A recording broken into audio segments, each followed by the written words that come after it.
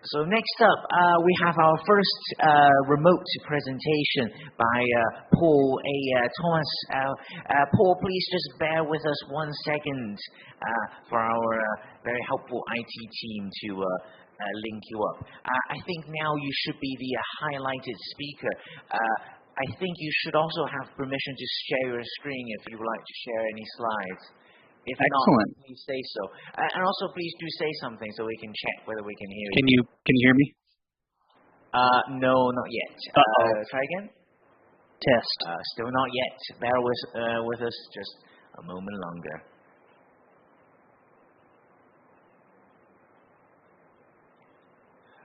I think we just need to swap the settings over, but it shouldn't be too much trouble. Oh, no worries. We can definitely, the system knows that you are speaking, so it's no problem on your side.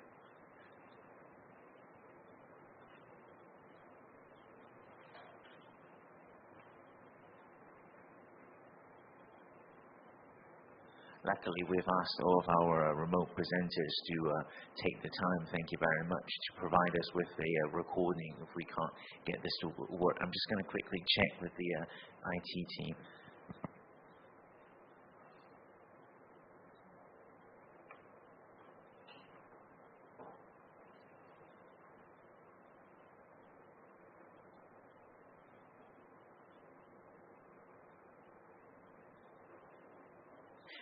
Could you say something, Paul? Nahida is the best Archon. Unfortunately, we're still not hearing you, but just 1 sec, please.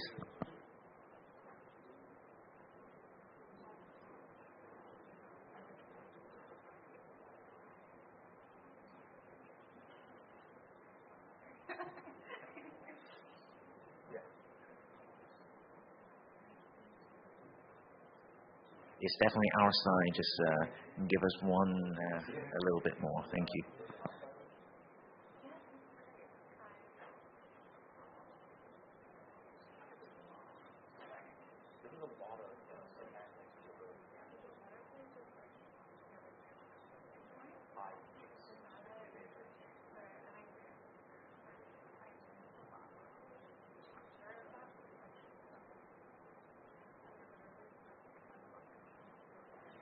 Could you say something, Paul? Just glory to Amun al-Ahmar. Yes, we can now hear you. Excellent. All right.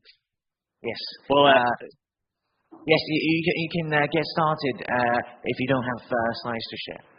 Here, let me pull that up. Well, it's very exciting to be talking to you all today. Oops. Let me start here. So first things first. My name is Paul Thomas. I'm from the University of Kansas, and I've been playing Genshin for a while now. I started during the Inazuma arc, but it wasn't until Sumeru that I really fell in love with the game. And I think a huge part of that was because of how emotionally impactful I felt the storyline was. In fact, I felt it was extremely sad, and I liked that depth and the sort of the game's ability to hit me in the gut and make me feel something. And I wondered, what exactly is it that caused that? And so I looked into it and I started to look at all the kind of the lost potential that the characters were exploring. So in this presentation, I'm going to explore a hauntological analysis of the lore of Genshin Impact's Sumeru region. And the core idea I argue is that the region's conflicts are driven not by present issues, but by the ghosts or absent reference of a traumatic past and an impossible future represented by the figures of King Deshret and the Greater Lord Rukkhadevata, respectively. So, in terms of a framework,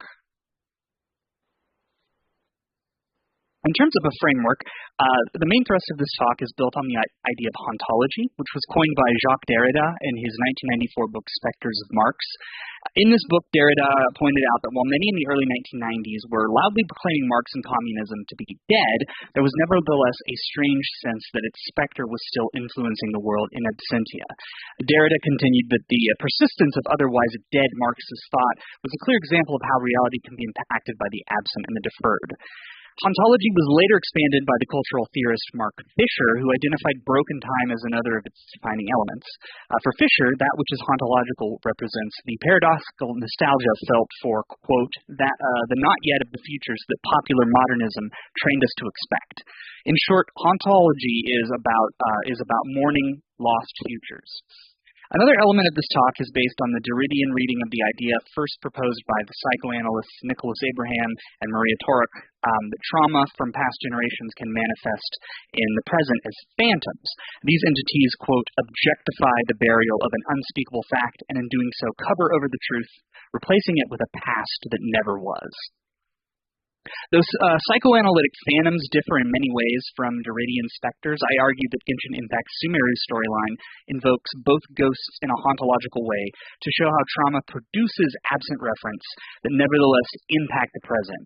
To make this argument, I will focus on two temporalities of these specters, the phantoms from pasts that never were, and specters from futures that never will be. In Sumeru's western desert, Cyclopean ruins stand as a testament to a once powerful kingdom ruled by the god king Deshret. The story of this deity differs based on who you ask. The academia will tell you that he was a tyrant brought down by his own despotism, but to the Eremites, Al-Ahmar was a mighty god king felled by betrayal.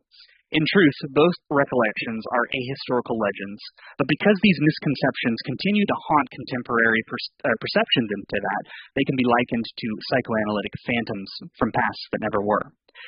For the Eremites, the emergence of this phantom is intrinsically linked to what Svetlana Boym calls restorative nostalgia, or that which seeks to, quote, rebuild the lost home and patch up memory gaps by engaging in anti-modern myth-making. It is this sort of nostalgia that drives many Eremites, no doubt citing the gargantuan ruins throughout the desert. These individuals probably believed that their erstwhile god was once the supreme god, and that his kingdom was the envy of the world. But if Deshret was the best and his kingdom was the greatest, how could it have ever collapsed in the first place? And to explain this conundrum, the Eremites are forced to myth-make, and they say that their glorious nation was destroyed by the traitor's hand of none other than Greater Lord Rukkhadevata of the Rainforest. Now, the academia sees things differently. Believing as they do that the rain-dwelling inhabitants of Sumeru are superior to the barbarous Eremites, the scholars cannot still fully ignore the remarkable sophistication of Deshret's civilization, as evidenced by its material remains. Yet if his kingdom was so advanced, then the basis for their racism, effectively, is lost. And to overcome the dissonance, the scholars are forced to myth-make as well. And they tell themselves that Deshret was great, but in a brutal way, and that his apparent glory rested on the suffering of his people. But as the player learns at the end of the Secret of the Scorching Desert quest, both the Eremites and the Academia's understanding of Deshret are false. In reality, Deshret was a wise and powerful, but decidedly fallible philosopher king who once ruled over a prosperous kingdom and whose own missteps caused that civilization to collapse. Furthermore, he was never betrayed by Rukkhadevata.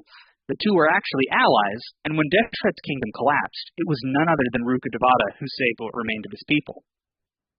It's not hard to see why both sides refused to confront this reality. For the Eremites, the truth represents that unspeakable fact that their god was an imperfect being whose own folly led to their collapse. Likewise, were the Academia scholars to accept the truth, they would have to admit that indeed Deshret's kingdom was probably once the envy of Teyvat, and that the Eremites, by extension, are not just barbarous rabble, but rather descendants of a wondrous culture. Simply put, the divergent understandings of Deshret are shadowy lies, the products of factions mythologizing history to justify their worldviews and shape contemporary geopolitics. Both Al-Ahmar the Great and Golden and King Deshret the Tyrant are really nothing more than phantoms, conjured from a past that never was. Now, as discussed at the start of this presentation, hauntology is traditionally concerned with the spectral remnants of unrealized futures. And in Genshin Impact, this sort of longing is clearly on display when one considers the way the citizens of Sumeru revere the legacy of their deceased Archon, Greater Lord Rukkhadevata. At the start of the game, the citizens of Sumeru have so far refused to come to terms with their demise, which, unbeknownst to them, has resulted in their being trapped in the haunting grip of unrealized possibilities. Now, to understand how Rukkhadevata's legacy can be seen as like a futural haunting, consider her absence in relation to the Academia sages. Following her death, The sages realized that her successor, Kusanali, was not as powerful and began to resent their new god. Hoping to lead Sumeru into a glorious future, the sages thus decided to trap the citizens of Sumeru into a literal time loop to harvest their wisdom and create a new Greater Lord Rukkhadevata. Of course, the sages did all this because they believed that they were moving forward, bringing the nation into the future. But in actuality, their plan was predicated on, to quote Katie Shaw, looking back to the past and pointing towards the future from the perspective of that past. What the sages sought was the spectral world that Rukkhadevata might have ushered in, but Rukkhadevata in the game that we play is dead, and bringing her back is a structural impossibility. Alas, blinded by their loss, the sages have retreated deeper into denial, trying again and again to resurrect a lost future. Unfortunately, this leads them to watching Neon Genesis Evangelion and creating a new god known as the Shoki no Kami, which very nearly destroys Sumeru. And by refusing to give up the ghost, the sages are thus once again endangering the very future they claim to seek. But the sages are not the only ones that are negatively impacted by Rukkhadevata's future ghost. Nahida, too, has found herself haunted by her absent predecessor. This haunting has much to do with Nahida's self-doubt. As the successor of the Greater Lord, Nahida has constantly seen herself as the lesser of the two. For this reason, Nahida often defers to the status quo because she assumes it represents the future Rukkhadevata would have wanted. In situations like this, Nahida's failure to act is not the result of her comparing herself to what Rukkhadevata actually did. Instead, she is comparing herself to an absent memory of what she believes Rukkhadevata would have done in the future, in the lost future, in which she had never died. This is a paradigmatic hauntological problem. Nahida is seeking to follow an undecidable command issued by a non-present figure whose will can never be verified or dismissed, and yet Nahida constantly attempts to chase after that, which locks the young Archon in a never-ending cycle of inaction and self-loathing. So then, what is the answer to the conundrum that these scenarios present? The fact is that it is nothing but the willing but often painful confrontation with the truth. The Eremites, for instance, are forced to confront the truth when the testimony of Deshret's priest Kasala recounts the actual history of their god king and reveals that it was actually Deshret's own folly that caused their civilization to collapse, and that Rukkhadevata is not actually the villain. In fact, the priest explicitly tells the Eremites to cling no longer to past grievances and instead kind of embrace the future. Nahida likewise learns the truth when she meets the spirit of Rukkhadevata, who reveals to her that while the two are of similar nature, Nahida's fate is her own. This is reinforced when Rukkhadevata, in frankly one of the most heartbreaking scenes I think in the game, basically asks Nahida to exorcise her from Irminsul, have her memory removed from the world, and make everyone forget her, allowing people, including Nahida, to move forward. In this way, Nahida realizes the truth about Rukkhadevata, that she is her successor and that Rukkhadevata is gone, and she's allowed to forge her own future. Now, a caveat here, if you're a Duridian, is that keeps jumping forward. Duridians would argue that there is no master truth that we can access. But the point here is that the process of trying to get to that truth is the important thing. And it's often a critical process that requires a lot of thought and action. It's not easy to do. And that's what the game seems to be suggesting we strive for. And of course, what are the real-world implications of this reading that I'm proposing? First, I'd argue that Genshin demonstrates the ways powerful apparatuses, such as the academia and educational institutions, as well as the Eremites' belief system and organized religion, often use mythologized readings of the past and lost futures to enforce certain world orders or ideologies. Second, Sumeru's narrative places the player in a position of hauntological deconstructing, requiring them to actively dismantle false pasts and lost futures through gameplay. This arguably has a pedagogical function, providing them with the skills to recognize and exorcise traumatic ghosts causing problems in our own life world. Okay. And unsurprisingly, I still to this day maintain that Sumeru is probably the best region. You can't see it. Oh, there's a little Arnara, and I have a C6 Nahida, not to brag, but gotta say it.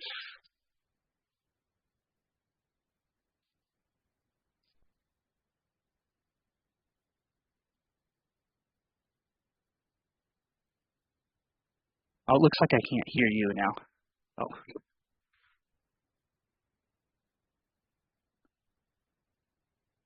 It looks like I can't hear the audio from you all now.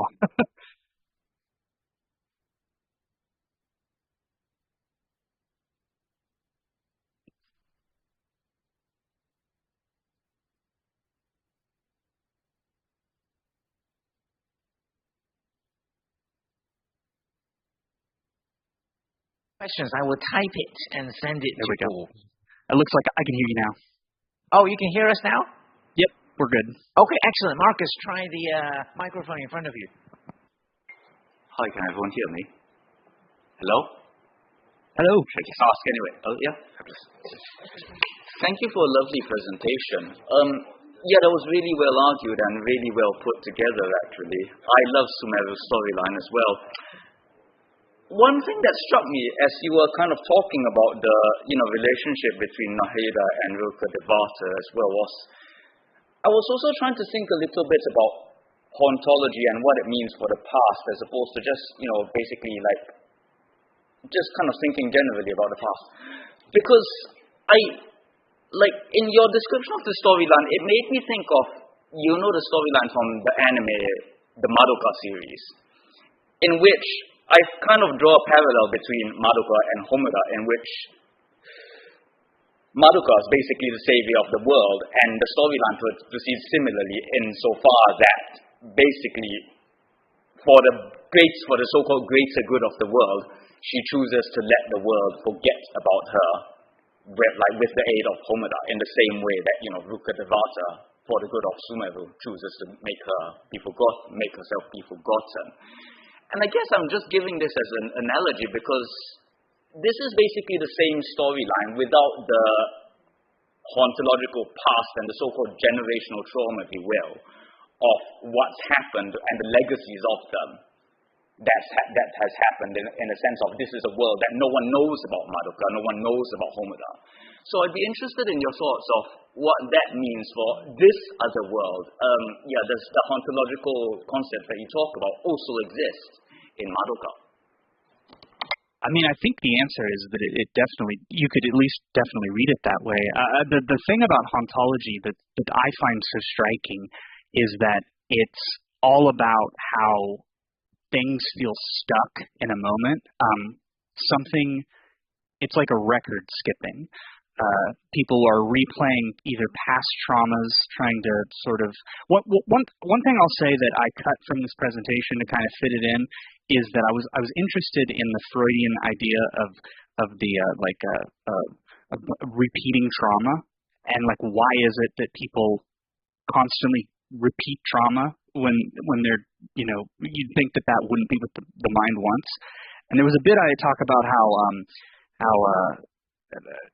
basically it's the brain or the mind trying to master that trauma by replaying it in the moment rather than sort of recognizing it for what it is, something that happened in the past. And that's something that I think happens in a lot of different media as well as real life. So I absolutely think there is a hauntological aspect to that.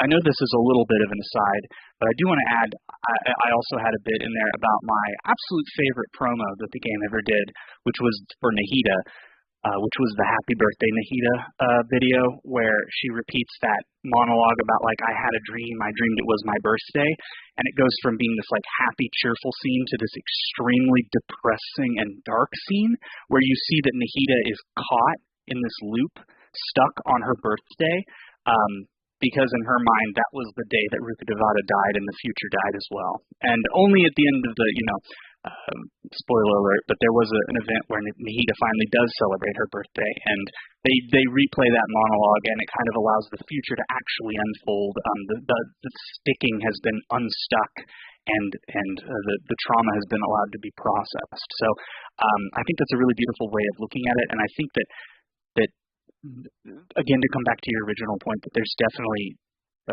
an element of that in a lot of media. But I'd like to see more analyses like this, because I think it's a good way of exploring, like, what is it about, like, the sadness and the nostalgia of these media objects that really hook us. Great. I apologize for the little bit of a ramble.